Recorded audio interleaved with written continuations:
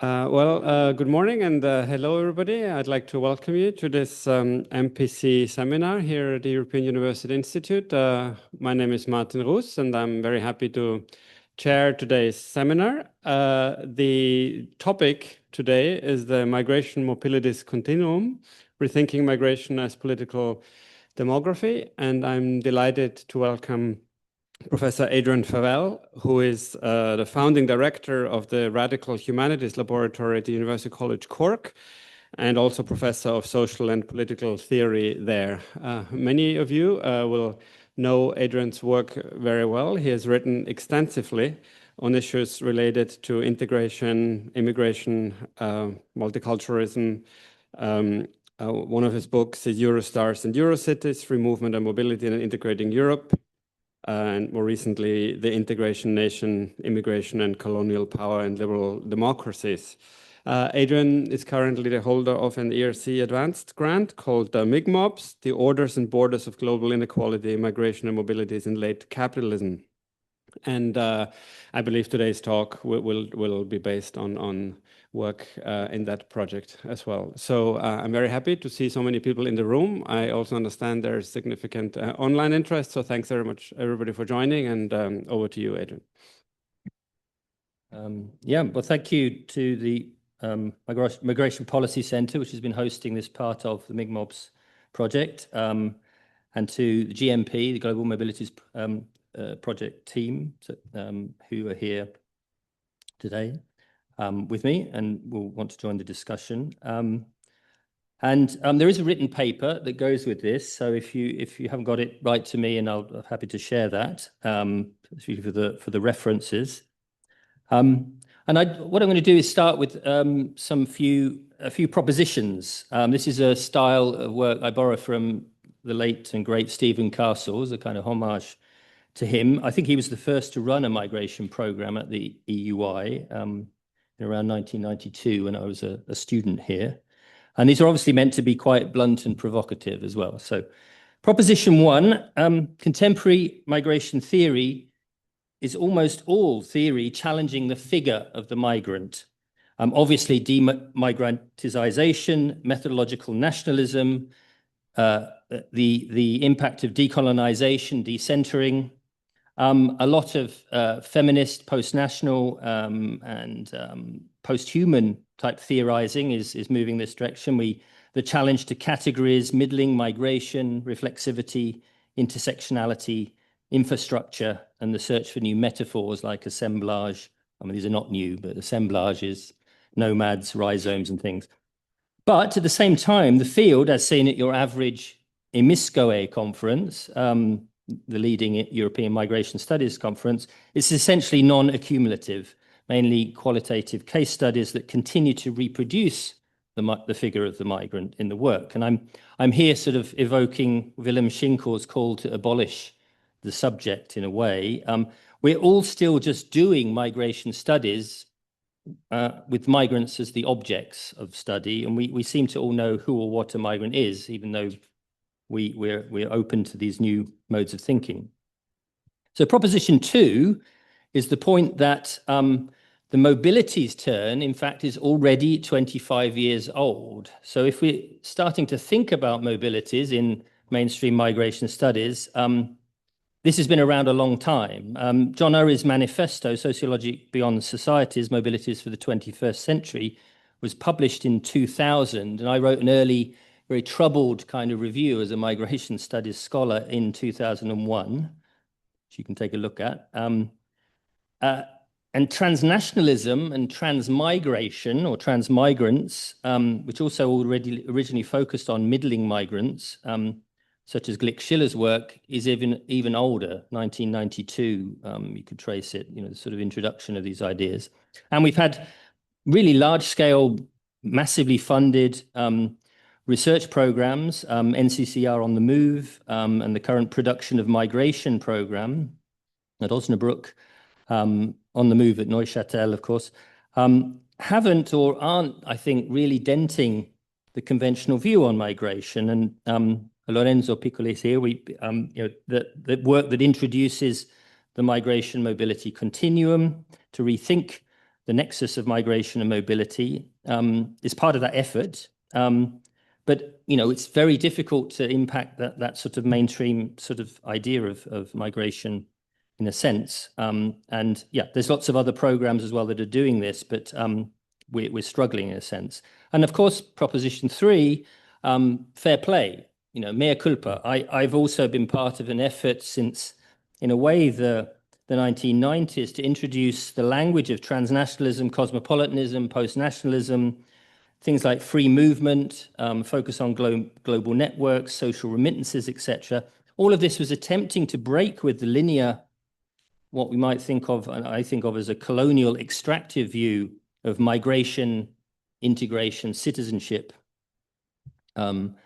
which I think all of our efforts, in a sense, to break with this now seem irredeemably tainted by what I would say is a Habermasian Euro-utopianism of that era, in a sense, the 1989 and all that kind of era, in a way, and we kind of see where that has ended up in some ways as a program.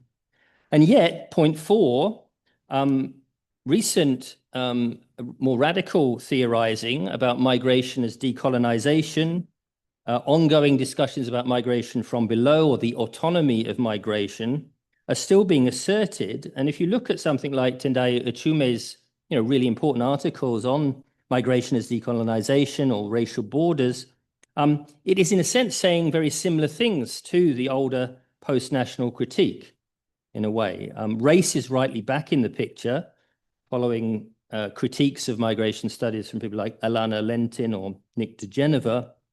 But there is a sense that, we've heard some of these critiques before, I think, in the older post-nationalism literature. So point 5, what transnationalism meant, I think, was clearly a normative effort to reconstruct, and I mean in a constructivist sense, what we might think of as an ontology of global liberal democracy. That is to talk about flows, networks, transactions, and scale effects as a way of talking about, society and politics, if you like, that would alter, or that were altering, or may have been altering global inequality in some sort of way. It's why geography and anthropology are much more appropriate for this than sociology and political science, which tend to be very methodologically nationalist. So altering global inequality in a justice-oriented direction. And the MIGMOBS GMP work that I'll come to, we work with a very precise measure of inequality as a kind of dependent variable here, which will become clear. And/or these flows, networks, transactions, scale effects were also meant to lead to the withering of the state. You see the language here. Point 6, though, of course, the normative goal that this was expressing is further away than ever. That is, we live in a seemingly ever more exploitative and extractive system, and the nation state seems reinforced. Now, most scholars at the moment are reading this in terms of increasing security and control, closing borders, racialization, and so on, which is, in a sense, quite straightforward to do empirically. It's there and it's true, in a sense. These things are happening. But it's far from the full picture, as we will show. Point 7, so our empirical focus needs to be the key. That is, what happened to population movements and their categorization during the era of neoliberalism is, I think, the focus of where we need to be thinking historically, rather necessarily than the longer colonial lineage, which is, I think, the focus of a lot of the work at the moment critically. Thinking of Mablin and Turner's very strong critique on migration studies and colonialism.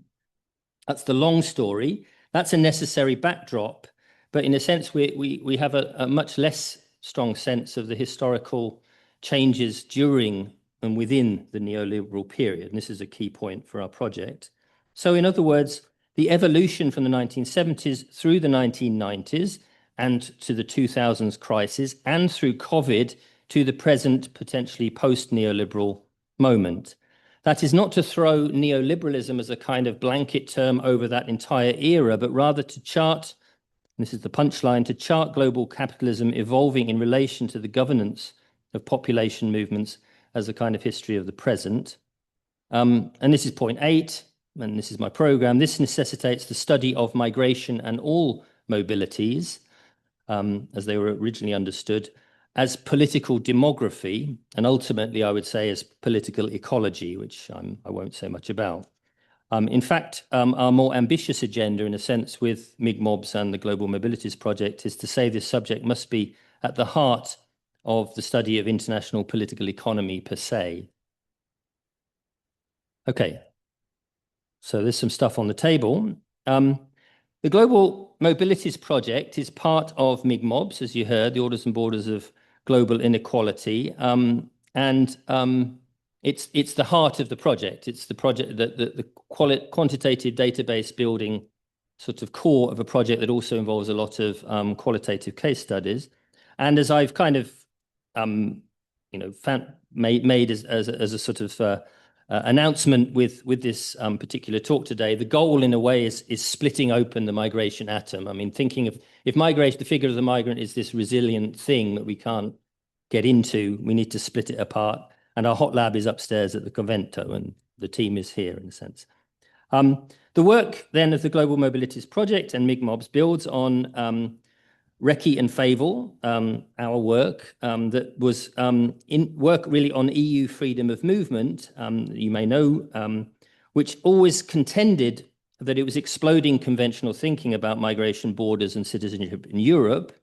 Freedom of movement in the context of the EU was an important legal and political innovation. Essentially, it's not about European citizenship, but rather non-discrimination by nationality is the crucial innovation.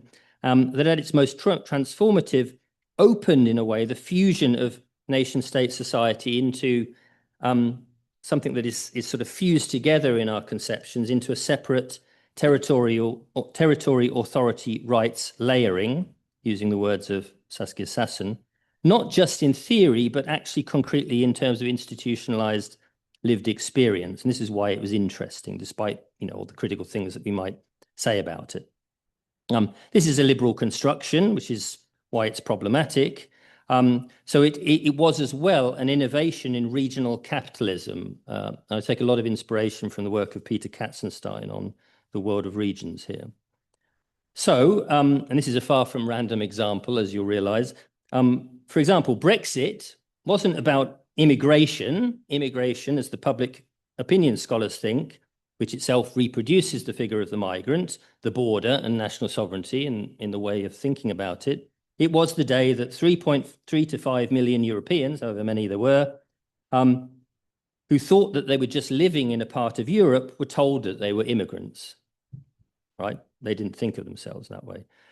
Who should naturalize and in fact integrate or leave at that point as immigrants. They didn't cross a line, the line crossed them, the border.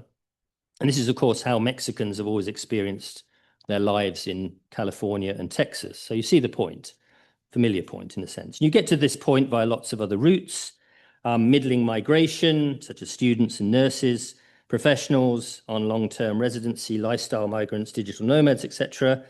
GATS mode for workers is another way, something I've written about, but particularly the work of Sandra Lavenet and associates on this, the governance of trade in services, because a lot of migration takes place in that space. What is not, migration in a conventional way, or the study of expats and expat categories. And I, to shout out to Sarah Kunz's really great work on this. And Sarah and I have a podcast today, I think, coming out on the Borders and Belonging Circ, if you're interested.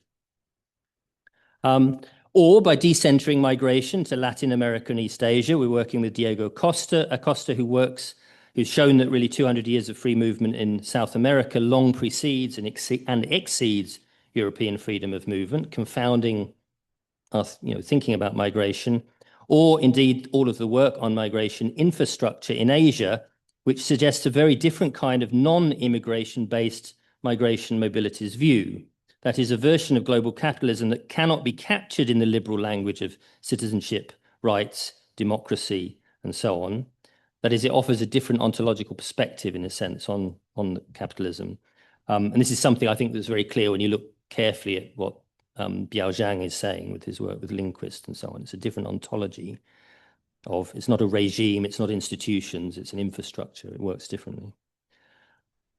So data, and here I want to, obviously get us to be aware of what's happening with the global national mobility data set. Our starting point in the Global Migration and Mobilities Project is essentially standard OECD IOM type data on migration measured conventionally as international movement plus 1 year settlement. And that is what a migrant or migration is in statistical terms. Then we look at mobilities through the lens of the United Nations World Tourist Organization in Madrid, which compiles historical data on international travel, that is visitors coming and going across borders. Now, I'm going to completely skip the technicalities of the subject and invite you simply to check out the website and the publication online of the Global Mobilities Project new version of the Global National Mobility Dataset 2.0, which was uploaded on Friday and is now available. It was presented a year ago at this seminar, but now it's there, and there's work coming out of this. Yeah, we're sort of celebrating that today as well. Now, the ratio between migration and mobilities measured in these terms, migration standard and the visitors coming and going, think of it as a ratio of 1 to 100, okay? So 1 migrant to every 100 visitor. In fact, the ratio is even smaller than this. When Recchi, for example, is shown in various other versions of this presentation, in a sense. Over time, 1960 to 2019, this is the sort of relationship that we might actually chart, if we sort of index them in the way this graph is doing.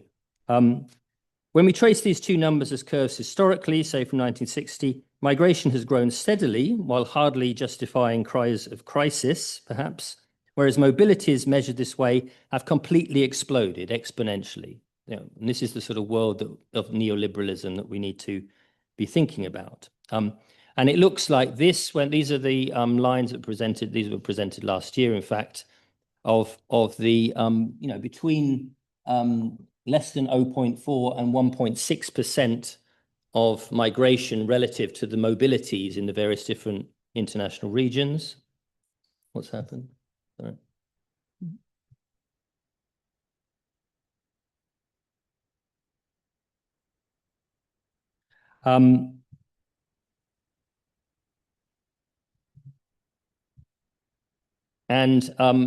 A graph I'm not going to talk about. These are the migration and mobilities charted over time, where you see the effect of COVID effectively. And these are different regional components of migration mobilities as a rising sort of tide of movement across borders.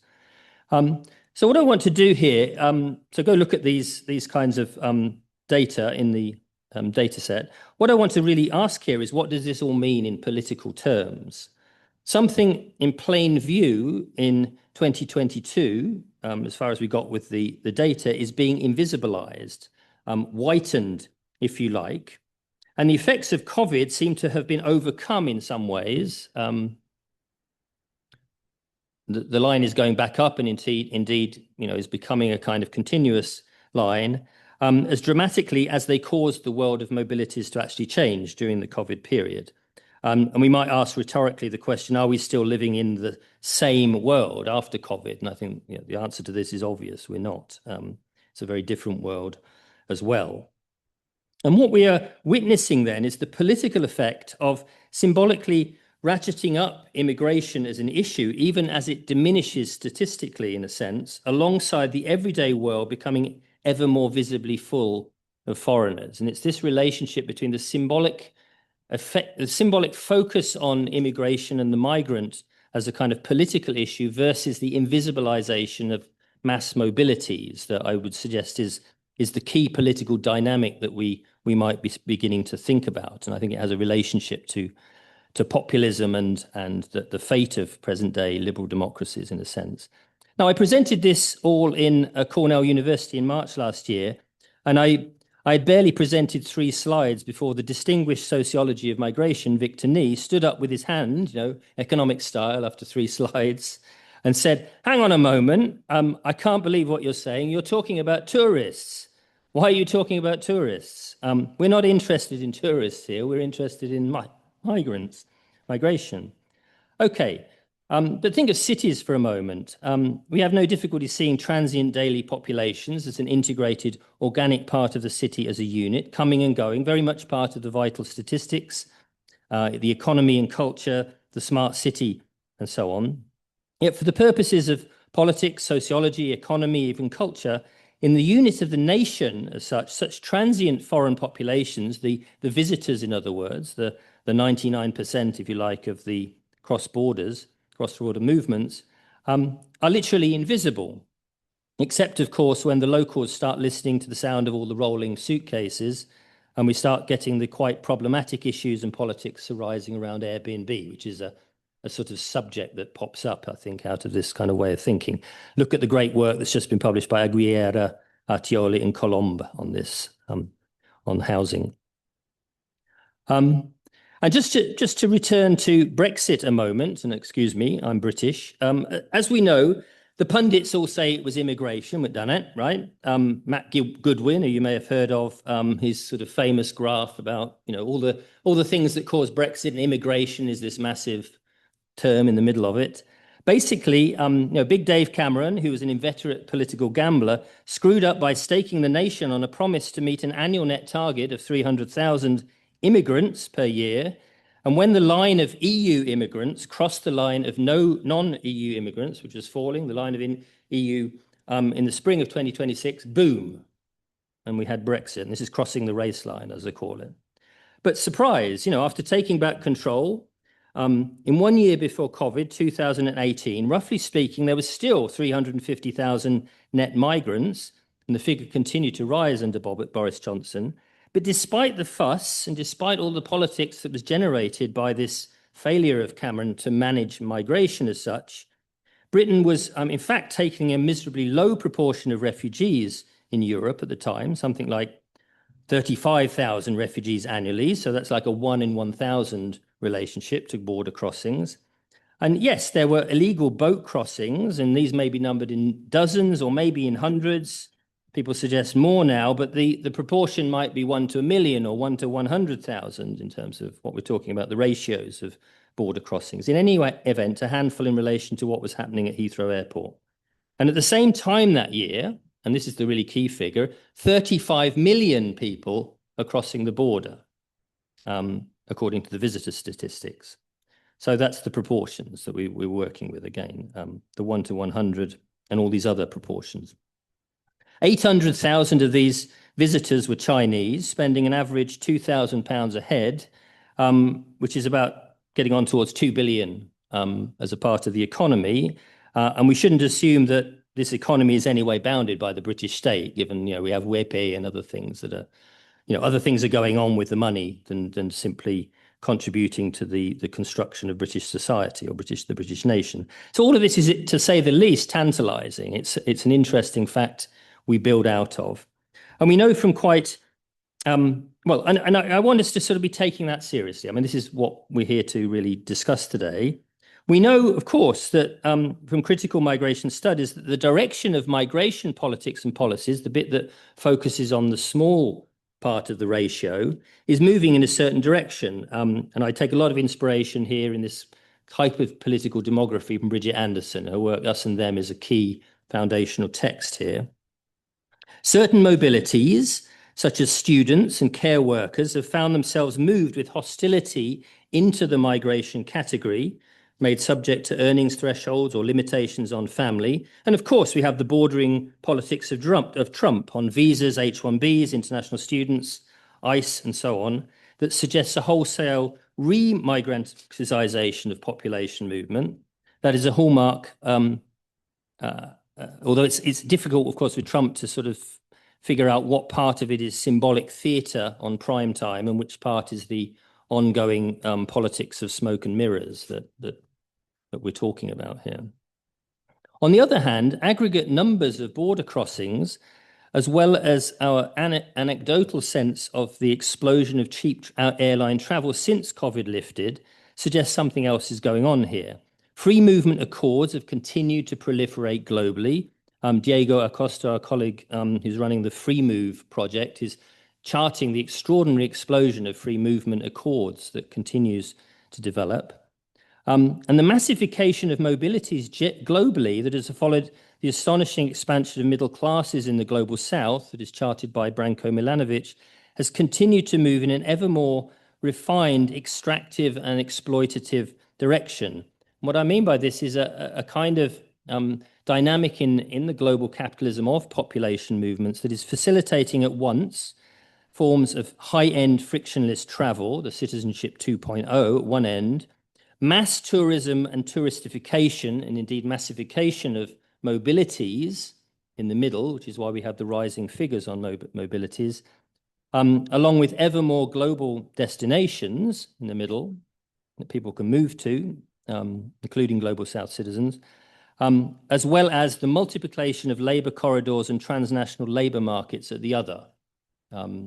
Think of Sandro Mesadra's that kind of conception, but this is really what the migrant infrastructure literature is all about. It's multiplication of labor corridors and transnational labor markets, not at all about immigration control. So what is perhaps most counterintuitive here is that the expansion of the mobilities, what might have been seen as the obvious flattening facet of a decentering globalization, that is, everybody can do this kind of stuff and it's not stratified in some sort of colonial way, it is in fact increasingly racialized, as well as suggestive emerging empire-like formations of population stratification. And this is where the biopolitical formula of integration that I write about in my book, The Integration Nation, works comfortably, I think, and where you sort of see how this works. That is, racial visibility is projected onto migrants as a sort of symbolic population, organized also into specific sectors of the global economy. And then there's this overwhelming whitening of those free to move and work in the well-serviced leisure kind of components of the economy. And I sort of point out, of course, during COVID, it flips around because, it's the migrants who have to do the work, or the racialized minorities, and it's the mass of the population who can stay at home and be serviced. These are quite familiar sorts of thoughts, but I'm hoping that we're shifting the framing in some ways and putting these sorts of ideas on the table. So I'm going to be very brief here to sort of wrap up. I'm not going to go all the way through the paper. What we will do from here in this paper, obviously, is we need to chart a kind of genealogy of migration mobilities, acknowledging, I think, that there's been a lot of work recently actually unpicking the origins of the international system, particularly in the early part of the 20th century, in creating categories of tourism, for example, to open up the possibility of free-moving populations within what were still empire populations, in distinction from other sorts of populations that were classified as indentured labor, for example. There's a movement from slavery through indentured labor to, in the early part of the 20th century, having to kind of count new sorts of international migration effectively, where people are actually moving as subjects within empires and so forth, and tourists become those, and we also get the kind of new categories of international migration as such. And just to name check that some of the people whose work in international relations I'm referring to: Kamal Sadiq, Nandini Day, a fantastic PhD by Alice Engelhardt, and some work historically by Jan Stricker. So there's this genealogy that we need to recognize. I think we need to go back to a kind of human geography 101 and sort of point out that what migration is simply movement in space and time. The whole idea of borders and nations and the migrant becoming something that emerges from that movement is something we need to, remember that there is a kind of science of population movements that we can draw on. This is very much the project of the Global Mobilities Project, as we break up the migration mobilities continuum in some sort of way. I think we can still do a lot of work with European studies of spatial mobility, both in the pre-industrial and industrializing period. I'm all for provincializing Europe, but that doesn't mean we don't study Europe and that we can't actually get a lot of pre-modern categories and ideas about migration and mobility from the study of Europe. So Leslie Page Mock's study of migrations in Europe, for example, and in the historical period from 1650 onwards, identifying local circular chain and career movements outside of the usual nation building framework. We need to be cautious about the teleology of things like Michael Mann's sources of social power, but it identifies nevertheless a European model of the nation state, so we can actually understand why the anomalous movement of the migrant across a national border becomes the figure of the migrant that consumes all other sorts of conceptions of people moving in time and space. I think that literature is very familiar. Think of John Torpey's invention of the passport that comes out of this. And all of this, I think, is to say that there's a genealogy, there's a lot of decolonial work that I think is unpicking the long colonial history of these categories and how we've ended up with this particular methodological nationalism of the modern world.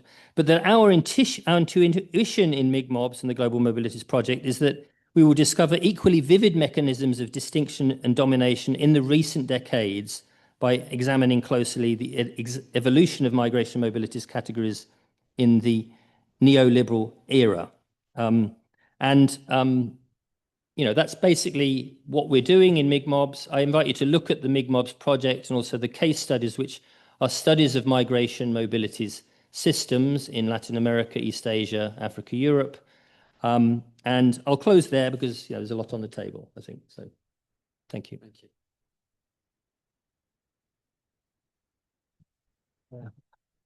Thank you very much, Adrian, for this very thought-provoking and big picture presentation. I'm sure there'll be lots of questions for all those online. I see we have almost 70 people online.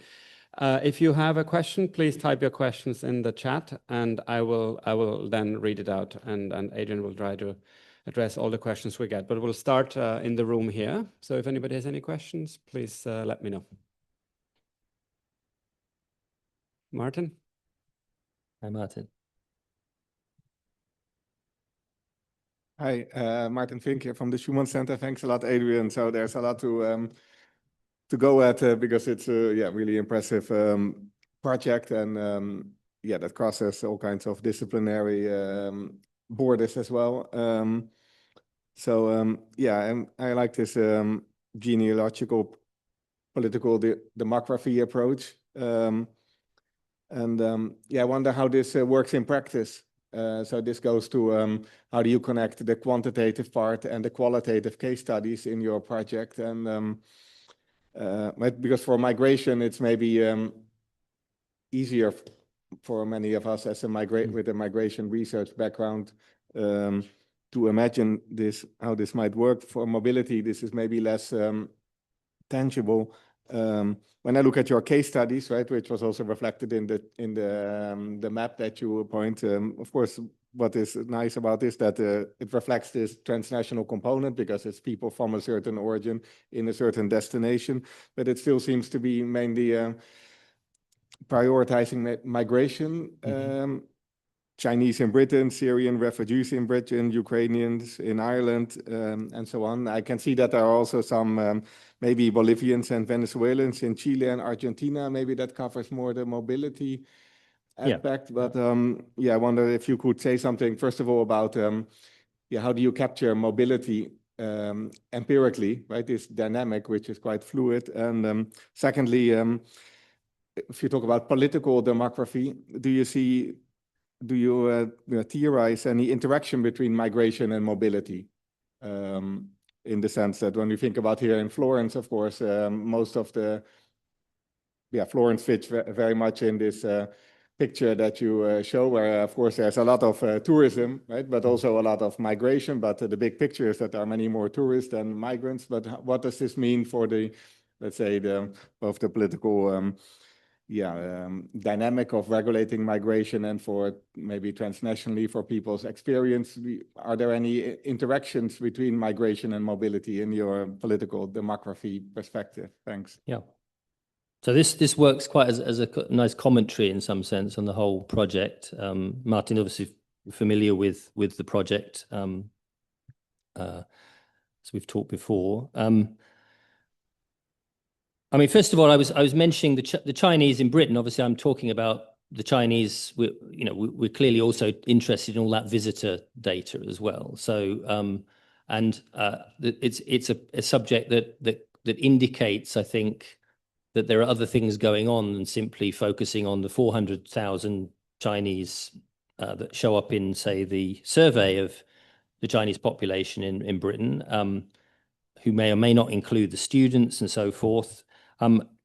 At the same time as there's huge numbers of visitors, and there's a huge sort of sense of the ongoing diasporic transnational business structure of much of that population and what it's doing in Britain. So it's a personification and embodiment in some ways of the challenge of Chinese capitalism to Western capitalism, because I don't think that the British state in any way either tames the population, I think in a strict sense of controlling immigration, nor does it really tame in any way the economic and cultural transactions that are going on with that population. So it is migration mobilities, and it's possibly interacting in some sense with the ever-shifting categorization that I evoked, British policies shifting to try and capture or impose a certain sort of immigration control on students or on accompanying families, etc., with workers, but somehow still failing to really capture this kind of dynamic. And we've got, the study that's most advanced on the Chinese is a study of women professionals, so high-end professional women moving as Chinese to Seoul and Tokyo. And this is by a colleague, Mei-Yun Meng, at UCC. Really identifying, this sort of embodying a kind of dynamic that Biao Zhang has identified with the sort of mobilities of Chinese in this kind of regional context. They're moving through relatively privileged and easy, what look like migration channels, but living in a sort of conceptual world that is completely transnational, that is still related in a sense to living in China.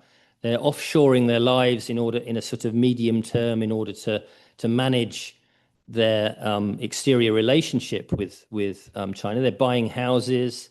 They're able to professionally get ahead in these places. They encounter various sorts of racialization and other sorts of issues that limit their sort of settlement potential in these places, but they are nevertheless constructing a transnational life in this kind of migration mobilities space. And that's the sort of case study, I think, that exemplifies what we're doing. It's a middling migration kind of study, as it's called. And it casts light, I think, at this very large margin between migration and mobilities, or whether overlapping, or where we maybe need to remove the language even of that distinguishes migration as such from the picture in order to capture what goes on in fact with student migration and lots of recruitment migration, a lot of the service-based mobilities, a lot of the other sorts of evolution of categories that we think are actually part of this internal evolution of the neoliberal period. I mean, it's been captured, I think,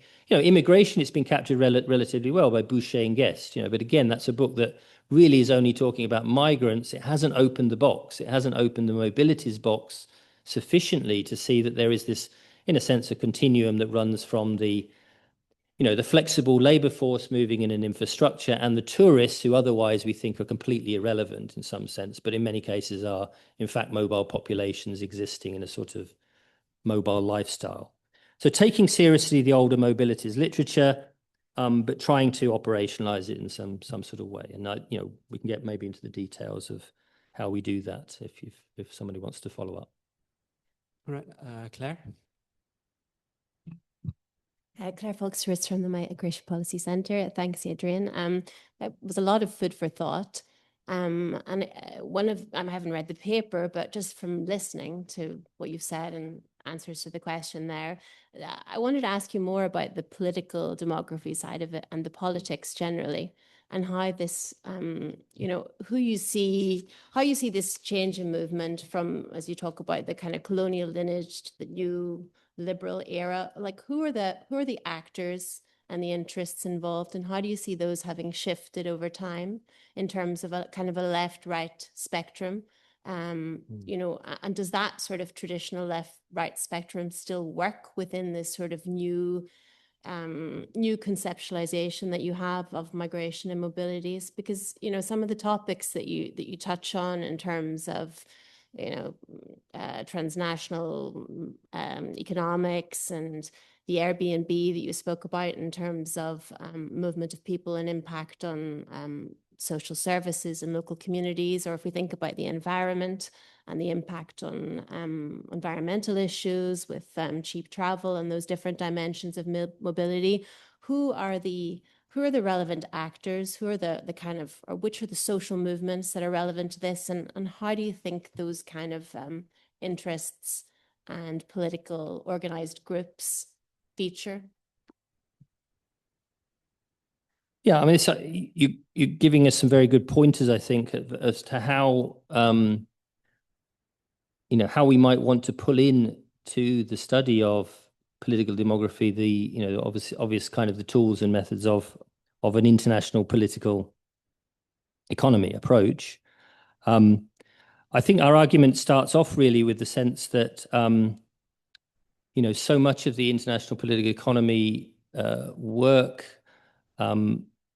has always, you know, it has been able to talk about the actors and interests and institutions in relation to capital goods and services, but that the person's part was always seen as this anomalous part because people are always a problem politically, you know, electorally, typically, in that sort of issue. So there's always been this huge limitation on, as it were, expanding in an inclusive way the migration category. The whole history of of free movement in Europe, in some sense, and the difficulties in extending non-discrimination by nationality to third country nationals, for example, and the sorts of campaigning that went around that, was always continually hitting up against the, you know, the absolute sort of barrier of political saliency that, you know, people would, you know, literally the fact that people could say, we can only tolerate a threshold of 300,000 migrants in the country, at the time when, in fact, you know, we're living in a society that is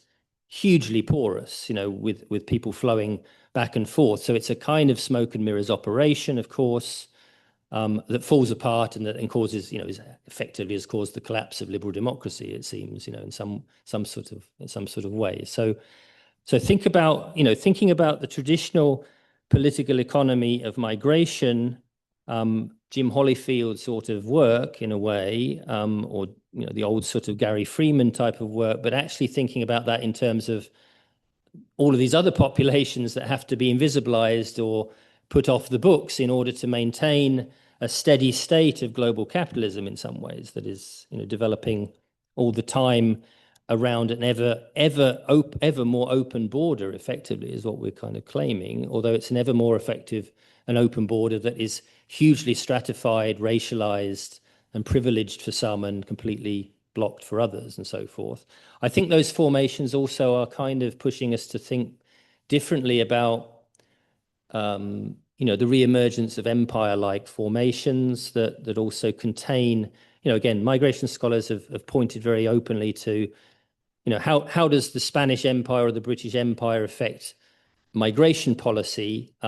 Opening up the box to mobilities would make it a lot more dramatic and a lot more interesting, I think, in terms of how these spaces work. And I didn't mention it, but alongside the Chinese in British, like the Nigerians or the Ghanaians in Britain, for example, very interesting because, of course, these are heavily controlled migration populations that nobody wants politically and would be, you know, seen as a big negative in sort of the populist politics. And yet, again, the tourist data is phenomenal. You know, the back and forths that are going on with these places and the opening that took place, particularly under the Boris Johnson era, that I think really embraced the logic that I'm, you know, kind of identifying here very openly, I think sort of begins to hint, I think, at how the traditional dynamics of a political economy approach can be translated into this this political demography of neoliberalism that I think is an essential part of the global political economy that's emerging and still emerging. All right, thank you. I suggested at this point we turn to some of the questions online. It's a very long and complicated question that we've had from. So I don't know, you can see Martin and Claire. some of the questions. Do you want to pick So there's a something up? question of Tapos Kumar is asking, or you consider migration related to, I'm not quite sure what is meant here, but I suppose it's a question about climate migration, both national and transboundary. Yeah. And then Diego Costa is asking whether we also need to think about movements which are not even discussed or debated publicly and which lead to important mobility in terms of numbers. Think about the new rules for Hong Kong nationals for the UK, for example, or Venezuelans in Spain. Exactly. There's a question from Lucia, question from practitioners. How do you not reproduce exclusionary narratives when working in an institutional context, which are dominated by right-wing populist narratives and actors? Maybe you want to take those so far. There's a few others which I'll get to online, but maybe we'll start with those. I won't respond to Diego's remarks, which I think are just adding, is giving us exact examples, right? The Venezuelans in Spain and the Hong Kong kind of arrangements that are much more enlightening when we sort of get them out of a kind of typical migration perspective, which is the receiving state sort of, we're going to allow in the Hong Kongers and they're going to all become British kind of thing, rather than sort of seeing this as a particular sort of population management strategy in a sense that sort of draws economic and political benefit in some ways from the openness around particular categories that again have been sharply defined in certain ways, that we can see the sort of stratification going on very clearly when a particular national group is involved. Climate migration. I mean, I think I do think a lot of what we're saying is compatible with the large scale discussions about displacement across borders of populations.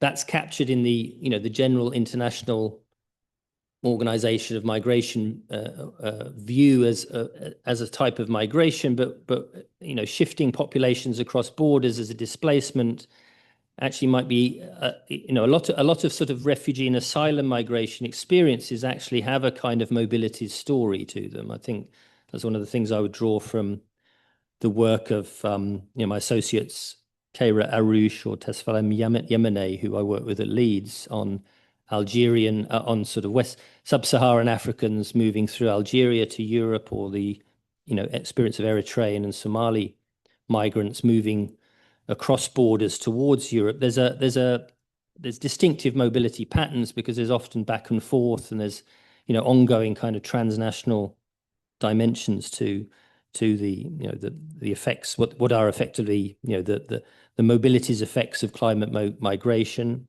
We take a lot of inspiration from Mimi Scheller's work, which mobilities has a sort of hooray, sounds great kind of aura around it, but the true mobility scholarship is really about how people are being pushed around as well by climate, for example. So mobility's justice becomes really important. Mobilities are stratified, and who gets to be immobile sometimes is a key issue. Who's able to be immobile rather than be pushed by climate effects, for example. On exclusionary context, I'm not sure if this is asking a question about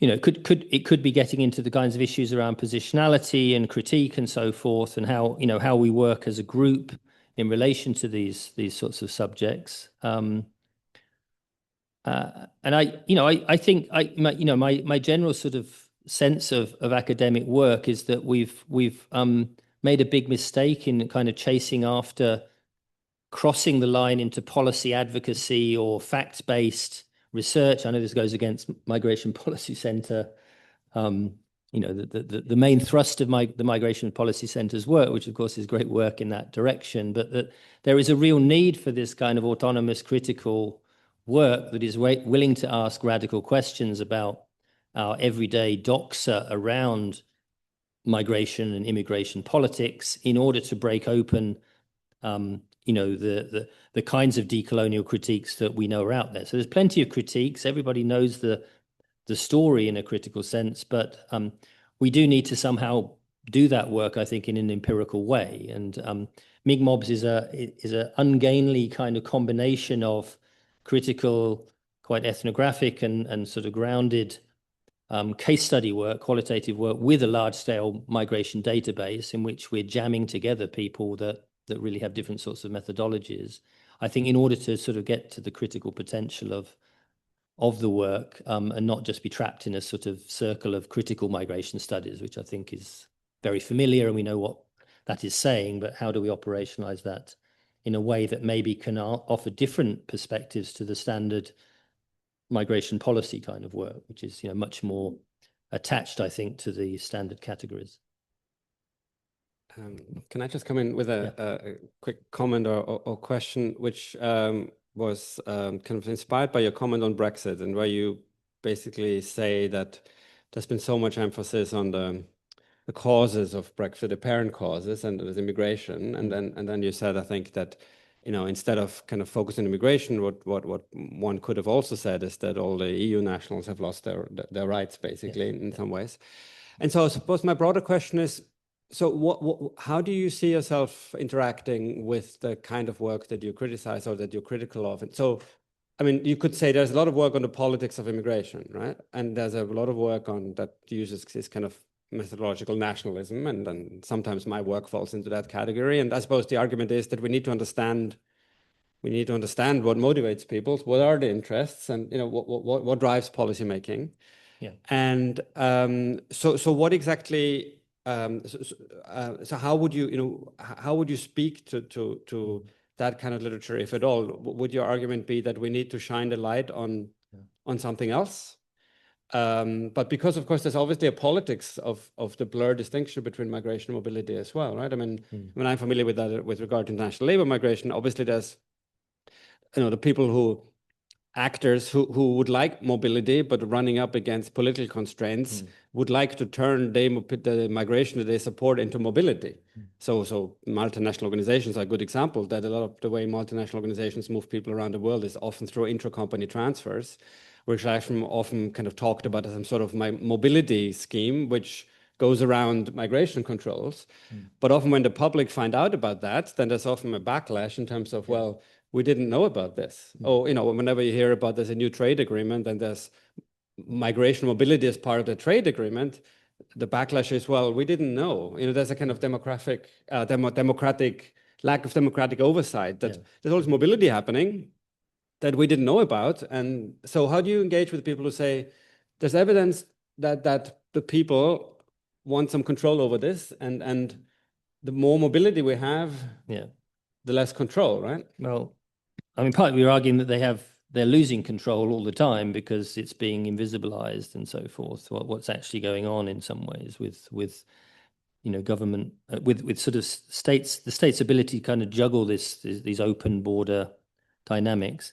I mean, I mentioned Britain, and I think the British case is really interesting. Do go look at the Northern Exposure work if you're interested in sort of the broad argument about Brexit, and why I think we need to understand how the political sociology of Brexit and immigration politics in Britain has created a particular reading of what public opinion is and so forth, that has absolutely reinforced the politics of Brexit, but also carried Britain so far away from where it was in the 1990s in regards to diaspora and multiculturalism and sort of hybrid notions of the nation and so forth, which were much more open to a mobile world, in a sense, in a positive way.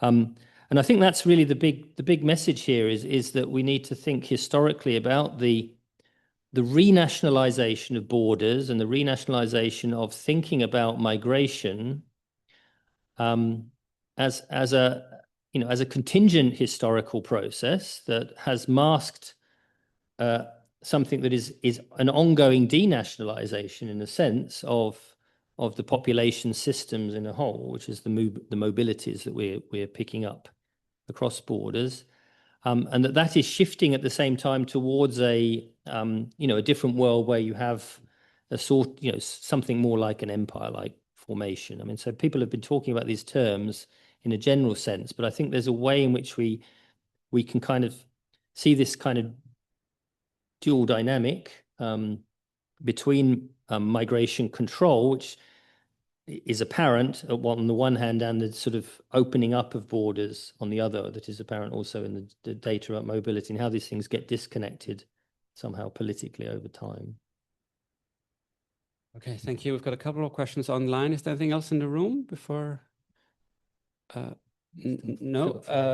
So I think maybe you've already begun to discuss this question about Serena's question about this vicious circle. There's a question about the EU and terminology, and how the EU calls EU workers working in other countries as mobile EU citizens. Well, in the Netherlands, they are called EU labor migrants.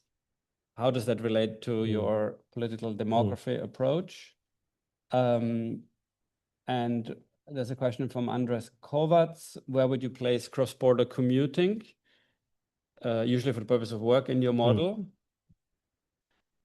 And there's a question from Christine Barrick-Gross about going back to Schinkel and the whole reflexivity literature. How do we account for the fact that migration is not just movement, but that migration exists without movement? So maybe you could think about some of those. Yeah, the last point I've already mentioned really. I mean, in rethinking what we mean by mobilities is also about it's who gets to be mobile or not mobile, and mobility as a relative kind of concept, rather than something that is literally a sort of free movement in space. And I think that applies whether you use migration or mobility as the word. On the EU, that's precisely the history of freedom of movement that is interesting to retrace. So, I think as we sort of the categorical shifts that this question is pointing to around EU workers or EU citizens, EU labour migrants, etc., I think are the sorts of things that one might want to look at as a kind of shift within the European capitalism model in some ways over time. And I think it's quite important to relate, European freedom of movement back to what it was, which was the non-discrimination by nationality as a kind of core idea. But that was always competing in our interpretation in some ways about the EU with notions of European citizenship, which were imposing a certain sort of citizenship lens on something that was really more about the ability of people to conceive and organize their lives across borders and have certain sorts of rights guaranteed in a kind of post-national space, rather than something that was linked inherently to the nation state that was giving them the EU rights. And that's there's a difficult argument here always around the limitations of EU freedom of movement as only applying to EU nationals. Never got beyond that kind of problem. But there was something incipiently here about non-discrimination by nationality that was very close in legal terms to the anti-racism and anti-discrimination provisions that you had in nation states, which were themselves a kind of post-national model of rights.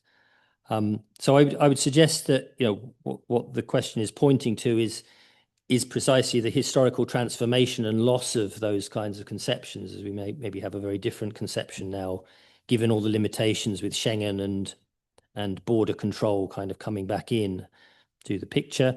Cross-border mobilities, yes, I mean that's in the continuum, of course, and it's difficult to measure, and we want to keep it separate in some sense from other sorts of coming and going and visitors and so forth. But conceptually, as we were doing in the 1990s, cross-border regions and so forth are obviously areas where you have a different sort of notion of society going on, a different kind of notion of economy going on. So it's just not imposing the nation state view on these things, and sort of understanding that, of course, everyday cross-border mobility across the French-Swiss border exists in a particular sort of space of society and societal interactions that are completely missing if you sort of were to impose a kind of comparative national kind of perspective on those things, you know, and lots of people have said that, but I'm trying to sort of suggest that we can have a continuous view of some of these issues in some ways, and not just one that sees them as very different to migration, for example, which is an obvious point.